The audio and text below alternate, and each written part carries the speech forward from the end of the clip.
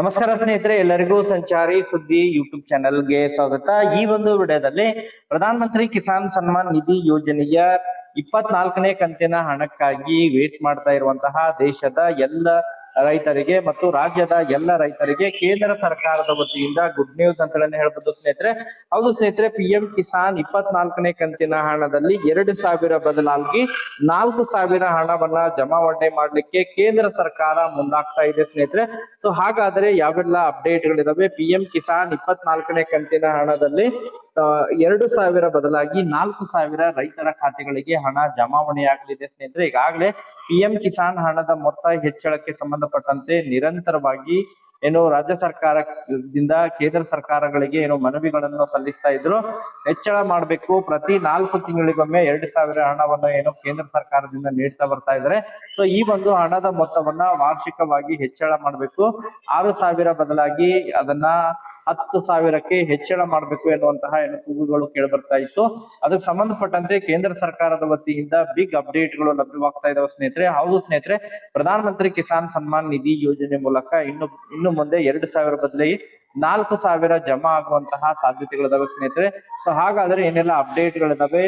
PM Kisan 24ನೇ ಕಂತಿನ ಹಣ ಯಾವಾಗ ಜಮಾವಣೆಯಾಗಲಿದೆ ಮತ್ತು 4,000 ಯಾರಿಗೆಲ್ಲ ರೈತರಿಗೆ ಜಮಾವಣೆ ಆಗಲಿದೆ ಅದ್ರ ಬಗ್ಗೆ ಕಂಪ್ಲೀಟ್ ಆದಂತಹ ಇನ್ಫಾರ್ಮೇಶನ್ ಅನ್ನ ತಮಗೆ ಈ ಒಂದು ವಿಡಿಯೋದ ಮೂಲಕ ಮಾಹಿತಿಯನ್ನ ತಿಳಿಸ್ತಾ ಹೋಗ್ತೇನೆ ಸ್ನೇಹಿತರೆ.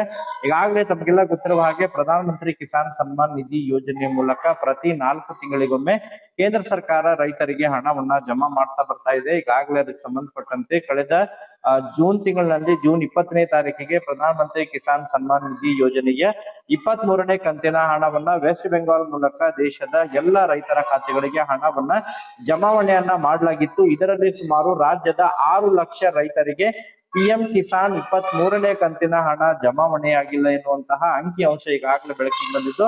ಅದಕ್ಕೆ ಸಂಬಂಧಪಟ್ಟಂತೆ ಈಗಾಗಲೇ ರಾಜ್ಯದ ಕೃಷಿ ಇಲಾಖೆ ವತಿಯಿಂದ ಕೇಂದ್ರಕ್ಕೆ ಮನವಿಯನ್ನ ಕೂಡ ಸಲ್ಲಿಸಲಾಗಿತ್ತು. ದಾಖಲೆಗಳನ್ನ ಕೂಡ ಸರಿಪಡಿಸಿಕೊಳ್ಳಲಿಕ್ಕೆ ಅವಕಾಶವನ್ನ ಕೂಡ ನೀಡಲಾಗಿತ್ತು.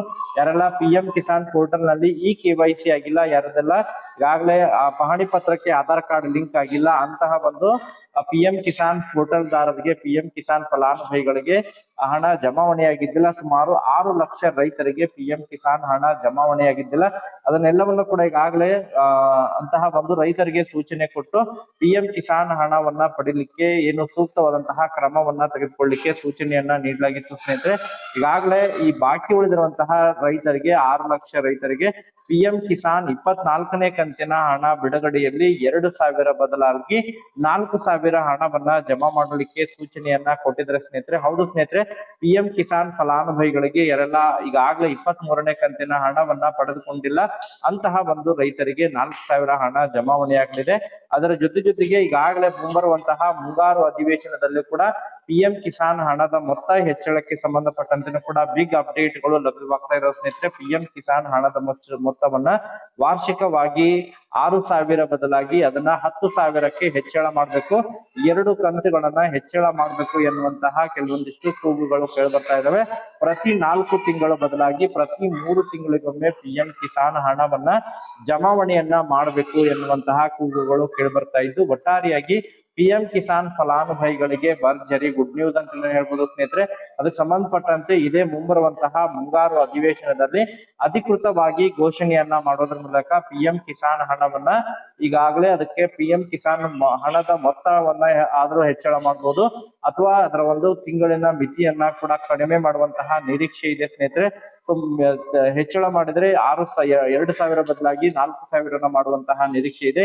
ಇಲ್ಲ ಅಂತ ಹೇಳಿದ್ರೆ ತಿಂಗಳಿನ ಮಿತಿ 3 ತಿಂಗಳ ಬದಲಾಗಿ 4 ತಿಂಗಳ ಬದಲಾಗಿ 3 ತಿಂಗಳು ಮಾಡಲಿದ್ದಾರೆ ಸ್ನೇಹಿತರೆ. ಒಟ್ಟಾರೆಯಾಗಿ 2ರಲ್ಲಿ ಬಂದು ಆಗುವಂತಹ ನಿರೀಕ್ಷೆ ಇದೆ ಎಂಬ ಮಾಹಿತಿಗಳು ಕೇಳ್ಬರ್ತಾ ಇದ್ದು, ಅದ್ರ ಜೊತೆಗೆ ಈಗಾಗಲೇ ದೇಶಾದ್ಯಂತ ಯಾವ ರೈತರಿಗೆ PM ಕಿಸಾನ್ 23ನೇ ಕಂತಿನ ಹಣ ಜಮಾವಣೆಯಾಗಿಲ್ಲ, ಯಾರೆಲ್ಲ ಮಾಹಿತಿಗಳು ಸರಿಪಡಿಸಿಕೊಂಡಿದ್ದಾರೆ ಅಂತವರಿಗೆ 23 ಮತ್ತು 24ನೇ ಕಂತು ಎರಡೂ ಕೂಡ ಒಟ್ಟಾರೆಯಾಗಿ ರೈತರ ಖಾತೆಗಳಿಗೆ ಜಮಾವಣೆ ಆಗಲಿದೆ ಎನ್ನುವಂತಹ ಮಾಹಿತಿಗಳು ಕೇಂದ್ರದ ಮೂಲಗಳಿಂದ ಲಭ್ಯವಾಗ್ತಾ ಇದಾವೆ ಸ್ನೇಹಿತರೆ. ನಿರಂತರವಾಗಿ ಇದ್ರ ಬಗ್ಗೆ ಮತ್ತೆ ಮಾಹಿತಿಗಳು ಲಭ್ಯವಾಗುವ ಅಂತ ಹೇಳಿದ್ರೆ ಅದ್ರ ಬಗ್ಗೆ ತಮಗೆ ಇನ್ಫಾರ್ಮೇಶನ್ ಅನ್ನ ತಿಳಿಸ್ಕೊಡ್ತೀನಿ.